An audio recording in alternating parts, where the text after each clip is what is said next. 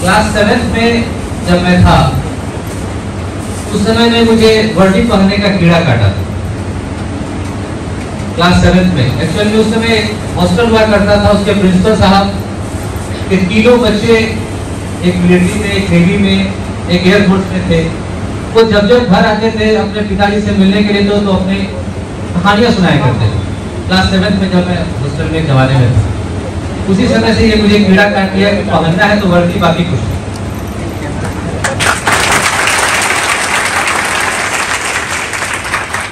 इस चीज को जब ये महसूस हुआ कि वर्दी इतना जरूरी है तो उसके लिए फिजिकल फिटनेस भी उतनी जरूरी है। तो मुझे ध्यान है कि मैं उसी समय के बाद से मैंने कोशिश की कि कुछ न कुछ वर्जिश करता रहूं और अपने आप को फिट रखूं। और आज मैं 50+ में हूँ और जो हूँ तो आपके सामने जो हूँ। उसके बाद से जब इंटरमीडिएट लेवल में जब कंप्लीट किया तो मोस्टली जो मेडिकल और इंजीनियर्स में लोग तैयारी करते हैं, शायद मैंने उसकी तैयारी नहीं की क्योंकि मुझे वर्दी पहनना था। तो मैंने एनडीए की तैयारी की और संजोग से पहले दूसरे अटेम्प्ट में मैंने क्वालिफाई कर गया। फर्स्ट और सेकंड टर्म में क्वालिफाई कर गया। उसमें मेरा इंटरमीडिएट का रिजल्ट भी नहीं निकला था। तो इंटरमीडिएट हुआ, मैं ये क्वालिफाई नहीं कर सका फाइनली, क्योंकि उसके बाद जो 5 डेज का एसएससी एसएसबी वो जो क्लास होता था वो काफी हम लोग के लिए टफ था। मेरा एज भी कम था, इसलिए मुझे लोगों ने कहा कि फर्स्ट प्रायोरिटी तो अपना एयरफोर्स के लिए दो। उस समय जो मैंने महसूस किया, जो आज सर भी इस चीज को शेयर कर रहे थे, कि हम लोगों के अंदर में झिझक बहुत ज्यादा है। अपनी बात हम अच्छी ढंग से रख नहीं पाते। हम लोग आपस में गप्पे तो करते हैं बहुत ज्यादा, लेकिन काम की चीजों पे गप्पे नहीं करते। गप करना बहुत जरूरी है, बातें करना बहुत जरूरी है। इससे हमारा इंटेलेक्ट डेवलप होता है। हम अपने रीजनिंग से कैसे किसी बात को कह सकते हैं। उस समय मुझे महसूस हुआ कि हमारे जैसे बिहारी हम लोगों ने कहा कभी, उसमें जो ग्रुप डिस्कशन होता था, उसमें एनालिटिकल टेस्ट होता था, थ्योरेटिक एप्रिशिएशन टेस्ट होता था, वर्ड्स से कैसे सेंटेंस बनाया जाता था, ये सब हम लोगों को महसूस हुआ कि ये तो कभी हमने पढ़ा ही नहीं, किसी ने बताया ही नहीं। तो अभी के मैं फेल कर दिया। उसके बाद फिर एनडीए भी हुआ, सीडीएस भी हुआ। सीडीएस भी मैं क्वालिफाई किया। सीडीएस में भी यही बात है, हर बार अपने आप को मैं डेवलप कर रहा, करते करते करते करते सीखा तो मैं बहुत कुछ। उसी बीच मैंने जब इतने सारे लोगों से मैं मिला, मैं भोपाल भी गया, बैंगलोर सेंटर में भी गया, लेकिन अक्सर मुझे हाथ मिलता रहा। लेकिन इसके ऊपर भी नीचे में बहुत फ्रीक्वेंसीज है, जानते हैं। तो हमारे एक काबिलियत है एक इंसानी कान की कि हम कितना कुछ सुन सकते हैं।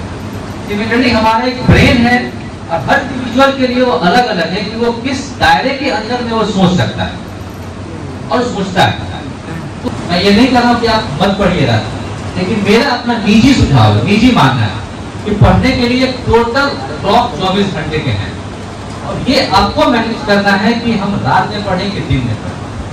जब दिन में पढ़ने के लिए अर्ली आवर में आप हेल्थ मेंटेन करते हुए, मान लीजिए कि आप किसी डिजायर्ड प्लेस पर आप पहुंच भी जाते हैं, आपकी शादी हो जाती है, बिल्कुल आपकी शादी भी हो जाती है, आपके बच्चे भी हो जाते हैं, आपकी लाइफ सेटल हो जाती है, सब कुछ ठीक है।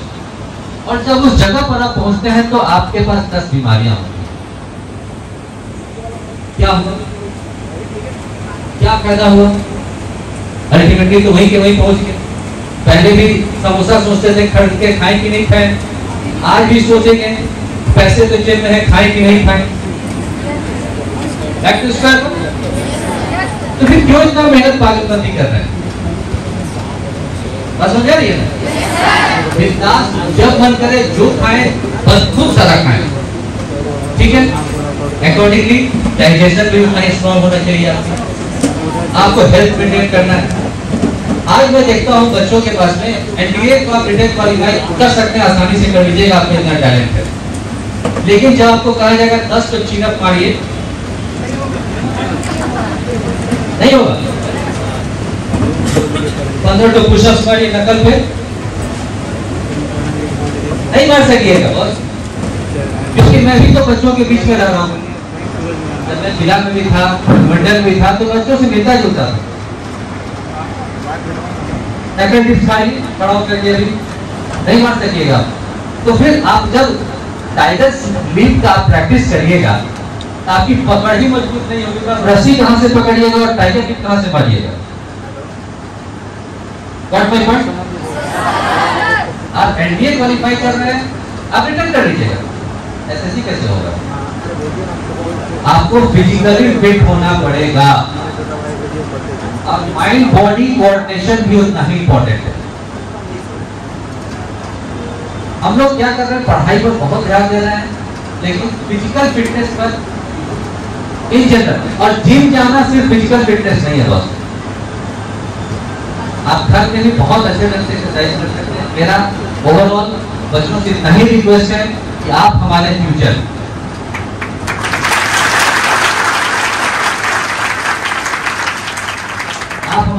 हैं, और हम चाहेंगे कि हमारा अगला जनरेशन खूब तगड़ा मजबूत दिखे, खूब तगड़ा, both physically and mentally, both physically and mentally.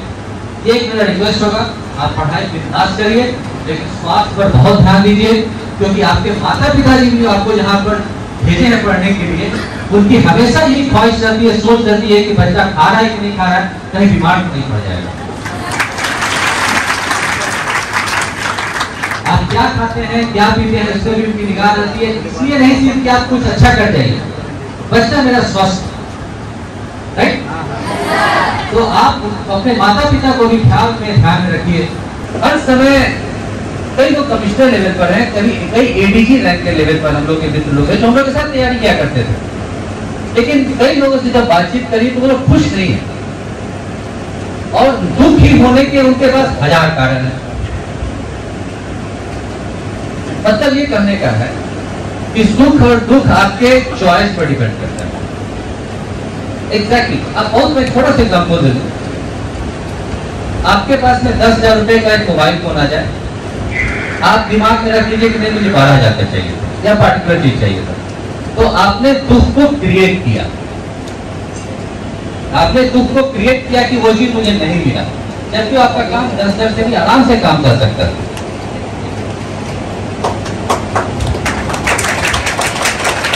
और अच्छी जगह पर जा सकते हैं। ये कोई एंड नहीं है कि तुम सेकंड लेफ्टिनेंट के रूप में ज्वाइन करोगे तो तुम्हारा एंड हो जाएगा, ऐसा कुछ नहीं है। तुम इससे और ऊपर जा सकते हो, और ऊपर जा सकते हो। इसलिए अपने आप को हताश मत करो, निराश मत करो, और अपना जोश जज्बा बनाए रखो। जब फ्रस्ट्रेटेड होकर के घर पर आए तो दुखी तो थे, लेकिन उनकी बात कान में घूमती रहती थी कि तुम्हारा जगह इसके ऊपर में भी है। तो हमने अपना बिटवीन द लाइन्स का ज्यादा ऊपर किया। कई बच्चे यहाँ पर आके ज्यादा नीचे कर सकते हैं, इसके लायक नहीं, हम नीचे ट्राई करते हैं। इसी बीच में पीपीएमएफ का भी एग्जाम आया। पीपीएमएफ ये आप लोग देते होंगे, जिसमें सीआरपीएफ, आईटीबीपी वगैरह का एग्जाम होता है, उसमें भी मैं रिटर्न क्वालिफाई किया क्योंकि इसमें वर्दी थी। पीपीएमएफ के लिए मैंने ट्राई किया, वहां भी मैं क्वालिफाई नहीं कर सका। वही बात है, लगे रहो मुन्ना भाई, छोड़ना नहीं है। फिर उसके बाद हम लोग पटना भी आए, इन्हीं चौक चौराहों, इन्हीं गलियों में बहुत समय गुजारे, और फिर पढ़ाई करते करते हम लोगों ने, हम लोग के बीच में सीबीआई का भी एग्जामिनेशन आया, आईबी का भी आया, बहुत सारे एग्जाम हम लोगों ने दिए। अल्टीमेटली फिर हम लोग बीपीएससी में अंदर क्वालिफाई कर लिए, और उस समय 41st बैच में मेरा 7th रैंक था। मेरे कहने का मतलब ये कि जिंदगी में आपको कुछ भी मिले, पहले चीज ये है कि अपना स्टांस देख लीजिए कि मेरे में कितनी काबिलियत है। पहले सेल्फ असेसमेंट करना बहुत जरूरी है, और उसके बाद आप जब कोई एम के लिए प्रयास करेंगे तो कोई भी एम मुश्किल नहीं, कोई भी एम मुश्किल नहीं। आप किसी भी कॉम्पिटिटिव एग्जाम के लिए तैयारी करिए, आप यूपीएससी की तैयारी करिए, एक मेडिकल के लिए करिए, इंजीनियरिंग के लिए, एसएससी के लिए करिए, लेकिन एक छोटा सा नुस्खा मेरा है ये कि अपना एक बार असेसमेंट जरूर करिए। कि where do I stand, actually मैं हूं कहां। और यदि मैं उस जगह पर मिनिमम क्वालिफिकेशन, मिनिमम जो होना चाहिए वो नहीं पा सक रहा हूं, या जो मैं पा सकता हूं उतना तक जरूर प्राप्त कर लूं। एंड अबव ऑल, जो जगह मिल जाए उस जगह पर आपको खुश और संतुष्ट, ये दोनों चीज आपको खुद मेंटेन करना पड़ेगा। आपको खुशी आपको खुद मेंटेन करनी है, संतुष्टि आपको स्वयं मेंटेन करनी है। और एंड किसी चीज का नहीं है। कितना भी ऊपर चले जाइए, कितना भी ऊपर चले जाइए, कई लोग पैसे के पीछे बहुत ज्यादा भागते हैं, पैसा मिल भी जाता है, फिर उसके बाद इस पैसे का क्या करूं, कहाँ रखूं, कहाँ इन्वेस्ट करूं, तो कौन आ जाएगा, चोर आ जाएगा, पुलिस आ जाएगा, ये बीमारी लगी रह जाएगी। आप अपना एक क्राइटेरिया तय कर लीजिए, मेहनत करिए और सेल्फ डिसिप्लिन। सेल्फ डिसिप्लिन का मतलब यह होगा कि आप अपने रूटीन को आपको मेंटेन करना पड़ेगा, चाहे कितना भी टफ टाइम क्यों नहीं हो।